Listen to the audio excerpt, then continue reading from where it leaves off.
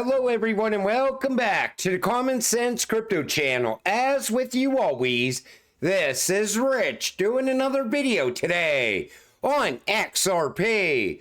So I hope you're all having a wonderful day today wherever you are in this great world. We're gonna talk about XRP. And I had to start with this. Did you know that XRP holders are the most educated according to the Bank of International Settlement, the BIS? They put this out a few years ago. So figure 3C shows that cryptocurrency holders are generally more educated than the average. Among the various cryptocurrencies, owners of XRP and Ether are the most educated, while those owning Litecoin are the least educated. I actually know someone that cashed out Litecoin years ago and bought a bar, with Bitcoin owners ranking in the middle. Cryptocurrency owners have a household income level higher than the average, with owners of XRP, Ether, and Stellar being the wealthiest. We might not be the wealthiest now, but we are definitely going to be the wealthiest in the future. I think a lot of people ended up in XRP because they are smarter than the average cryptocurrency investor. They could see where this is going. They have a knack to see what's coming based on things that they read, that they have been shown over time. You look at the growth around Ripple, and that tells you everything you need to know about XRP. Same thing with XLM. We know it's built to move the world's money. Same way XRP is gonna move the world's money. But these cryptocurrencies were never fighting each other either. You know, people are still saying, would you rather hold XRP or hold XLM? Why not just hold both? Ripple, Stellar, Solana, and Avalanche share the stage, while people in the XRP community and XLM community argue about various things. The main point to remember is Ripple and Stellar share DNA. They're one and the same. We're moving to a multi-chain world with unification is key for seamless movement of funds and value. Take a listen to this. Not a lot of disagreement on this. I guess the angle I could share just from Ripple's enterprise software offerings and kind of how we're seeing tokenization trends from our customers. So one, our biggest offering is a cross-border payments product called Ripple Payments. Share DNA with Stellar in many ways. So also can send funds and settle globally in 3 seconds. Those customers now have their own customers that want to pay in stablecoins, and they want to hold those stablecoins. So that's kind of the simplest on and off ramp gateway for them into the space. And then last year we acquired a company, now offer a custody product. HSBC is a customer, and they're now looking to tokenize. They see the benefits that their customers are getting from holding digital assets, like purely native digital assets on their behalf, and now like, what else can we kind of use this technology for? So same kind of trends that we're all seeing here, where they're seeing the benefits and wanting to lean into the space. They're all coming together and working together, and us as holders, we are going to get rich from this. And that's why I always told you, if you're holding XRP, hold XLM. If you're holding XRP, hold some XDC. Diversify when you're in crypto, because each of these cryptocurrencies are going to play their own part in the future financial system. And that system is coming together now more than ever. The National Bank of Georgia, on their partnership with Ripple, CBDC, to become a middle corridor fintech hub. Take a listen. Started CBDC project as well. Still on the very initial stage, but we are glad to announce that we invited well-known Ripple company who helped us with the piloting stage also. So they're telling you right out that they're working with Ripple. Ripple is at the heart of all of this. So when CBDCs start to go live this year, it's going to be moving over the XRP ledger. XRP is going to move central bank digital currency from one country to another. And as that's happening, you are going to get rich from it. CEO of Paxos, we live in an internet age and you need to have internet dollars. Congress will pass legislation and stablecoins like RLUSD will make the dollar more readily available around the world. RLUSD is going to strengthen the US dollar. Take a listen. Coins. What's your view on the changes we may see when it comes to stablecoins specifically with the new administration in the White House? Well, I think the past administration obviously was a tough place for crypto. And so it's exciting to have an administration that is explicitly pro-crypto and pro-blockchain. I think that stablecoins are a very logical thing for an administration to get behind because it improves the distribution of the dollar. And the dollar is a product that everybody in the world wants, but you can't get it. And the last thing you want to do is be tied to old distribution mechanisms. We live in an internet age, you need to have internet dollars. And if you make the dollar available in the right way, it democratizes access for everybody around the world. And while central banks are selling dollars today and they're buying gold or they're buying other assets, everybody, all retail people want dollars, and stablecoins allow you to be able to go direct to the end user in a very powerful way. That is good for the dollar. That is good for the U.S. ability to be able to sell the dollar, which is ultimately just T-bills. And I really think that this administration embracing the concept of blockchain and stablecoins is going to be good for Paxos, but it's really good for the United States. Think about it like this. RLUSD ending up in the hands of the unbanked around the world. And like I've been saying all along, RLUSD is going to strengthen the US dollar. XRP is going to strengthen the US dollar. And that's why we are going to see XRP be moved all around the world, most likely starting in 2025. And Trump is going to go with whatever strengthens the US dollar. He's all about the US dollar. Using crypto to bypass sanctions. No, in the new system, blacklisting by UN or OFAC is still there. Tranglo, blacklisting codes. They'll bring out the tanks and guns before they give up control of the money supply. Brad Garlinghouse said that. And you could see it right here. They could blacklist a sender, insufficient fund, blacklisted beneficiary. So they could still use sanctions in the new financial system. And that's why BRICS is going to choose an alternative away from SWIFT. They're going to want to make their own rules in between these BRICS countries. But they're still going to need a bridge currency and a trust layer, XRP. Insight. What is a multi-chain self-custody? Multi-chain self-custody means managing digital assets across different blockchains without relying on third-party services.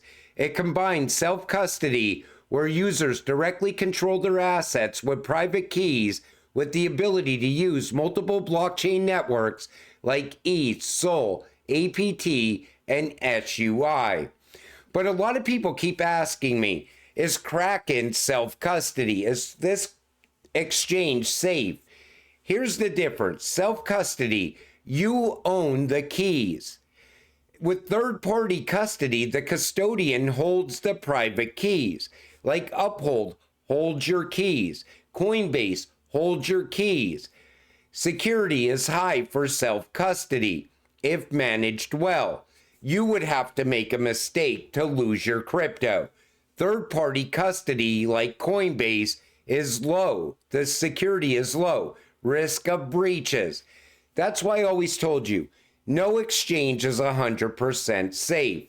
User responsibility, self-custody, high, key management needed. Through a third party, user responsibility is low because the custodian manages the keys. That's why people always said, not your keys, not your crypto. Why I always told you, you don't buy groceries at the grocery store and then leave them behind. Don't do it with crypto. Don't buy your crypto on the exchange and then store it there. Access to funds. Through self-custody, it's instant, but key dependent. Third-party custody may be delayed by a custodian. like when Bitcoin was achieving a new all-time high and Coinbase kept going down time and time again. I'm expecting the same thing to happen with XRP. When it gets to a new all-time high and people want to sell, there's a good chance that the exchanges will go down. Interoperability, limited to specific chains. Self-custody, third-party custody, access to many assets. Recovery options, self-custody, none if keys are lost. Third-party custody, custodian recovery available. But now they have DPIN and through Hedera, where you could recover your keys if they're lost. I always said, I think that's or DREC. I think that's a very good option. And you see a lot of these crypto companies getting on board with that. Ripple, Hedera, Algo, and others. Self-custody, the costs are low, just fees. Third-party custody is high. Custody and withdrawal fees. A lot of people complain about the fees on Coinbase and Uphold all the time. Self-custody, when it comes to compliance, there is none. Third-party custody, you have regulated, KYC and AML. That's another reason why people got their crypto off the exchanges.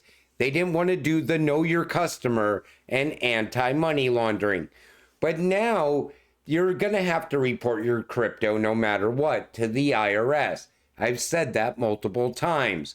But self-custody could be Ledger Wallet, Teaser, MetaMask, Decent, and so on. I just wanted to show you the differences because a lot of people ask these questions in the comments section. Franklin Templeton Digital Asset Outlook for 2025. Speculation to utility. We are shifting away from speculation. We are going into the age of utility. So this is what they expect. In 2025, the crypto landscape will likely see pivotal advancements shaped by regulatory clarity. Regulations are coming. Bitcoin holders don't like the idea of that. I'll talk more about that in a minute. We believe this will be led by U.S. regulators such as the SEC, enabling more diversified financial or investment products associated with crypto, such as ETFs or tokenized security products. Favorable regulation will allow the U.S. to reestablish itself as a global hub for crypto innovation. It all starts with regulation. Then we will get institutional adoption, which will lead to mass adoption. No matter how long you've been in crypto, you have heard people talk about mass adoption. That's when these cryptocurrencies will reach price points that will shock everyone. People are going to be like, holy shit, I cannot believe my XRP is worth this amount of money. Once mass adoption happens, your friends that never invested into crypto will be using blockchain and not even knowing it. We will see major TradFi players and crypto infrastructure begin to intersect, a stablecoin regulatory framework in the United States as well. Tokenized products and stablecoin adoption will also happen. They'll also go on to talk about that strategic reserve for Bitcoin. I don't think that's going to gain any traction, and I think anybody pushing for that, they just want to pump their own bags. You know, Bitcoin is risky because of its ties with Tether. If Tether falls, it's taking Bitcoin with it. Why would we ever have a reserve of Bitcoin in the United States? I think it's all built up hype by Michael Saylor and these Bitcoin holders. Then they go on to talk about Internet of Things and AI and crypto coming together. We are going towards utility. Bitcoin has no utility. It's going to end up being a tokenized cryptocurrency and ending up on other networks. And like I said, Bitcoin holders do not like the idea of regulations. Bitcoin is unregulated. It is regulated by an algorithm instead of being regulated by the government bureaucracies, uncorrupted. You know why Bitcoin's going to end up being regulated? Because BlackRock wants that to happen. Other financial institutions want that to happen. Regulations are not going to benefit Bitcoin. It's going to benefit these big financial institutions. Regulations are going to benefit utility-driven cryptocurrencies because it's going to help them get adoption all around the world. And Larry Fink, he says, I believe the next generation for markets, the next generation for securities will be tokenization of securities. He believes it will change the whole ecosystem. What he wants to happen is this. He wants to tokenize everything that he could possibly tokenize. He's going to tokenize the Bitcoin ETFs. Bitcoin's going to become tokenized on the XDC network, the XLM network, the XRP ledger. And that's the path forward. He even says everybody's going to be tokenizing commodities in the future. He also says that they're going to tokenize private property. Now, when he said that, I thought, okay, so he's going to tokenize houses that we own, cars that we own. I think when he said that, he wants to come up with a way to tokenize all the Bitcoin. And that's what I heard when he said that, private property. Because if you're going to tokenize somebody's house, that person would then have to buy every token associated with something that they already own. I don't like the idea of where that is going, but I do believe he is going to tokenize Bitcoin. That's the future of it. Nobody wants to buy something and then just sit there and hold it. They want to see it being utilized all around the world. You can't transact in Bitcoin. It's way too slow, way too expensive.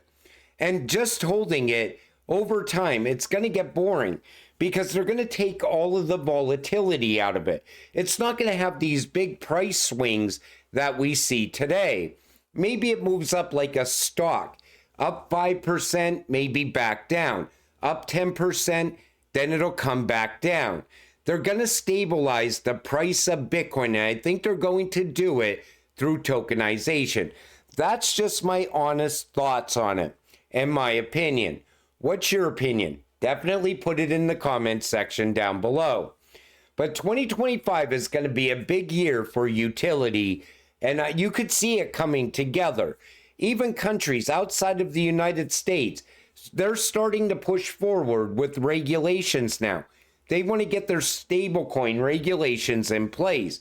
They also want to get crypto regulations in place. And they want to start tying crypto into their banking systems. But it's certain cryptocurrencies only.